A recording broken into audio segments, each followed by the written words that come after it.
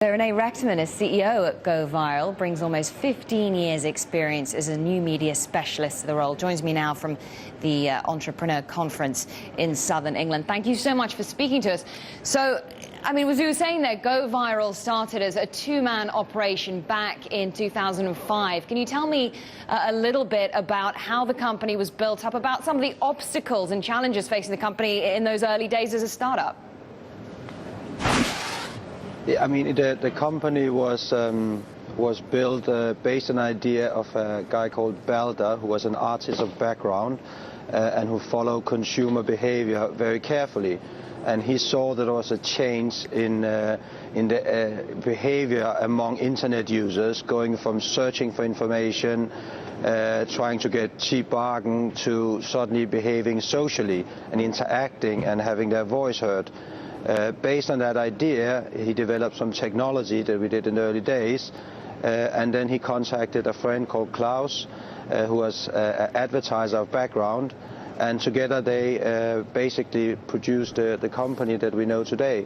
They then called a third co-founder up to commercialize the business, and later on they then contacted me for expansion. And so tell me a little bit about that, the process. Yes, no, I was just going to ask you, tell me a little bit, and you know, you're at the conference and you're speaking to people and obviously, you know, your own experience as well, but tell me about that process of going from being a startup to making a fantastic original idea, a commercial reality, and then taking it that one step further into expansion. I mean, there's several elements. I mean, there's the cultural element. You need to be able to take a risk. If you don't take a risk, you will never, ever be able to build a company. So, of course, everyone involved early days took a big risk to try to build their own company. Second element was also a cultural one. If you're from Europe, you need to think big from day one and think international. So the company was built on international promises from day one. It was not focused on a local country. It was a global company from day one, and that was the idea. Hence, in the recruitment process, in the expansion process, we needed to think internationally, recruit people from all over the world with all languages. I think we have 29 different nationalities in our company. We have around 60 different languages. And that was the idea from day one, that we need to be international in the way we're thinking.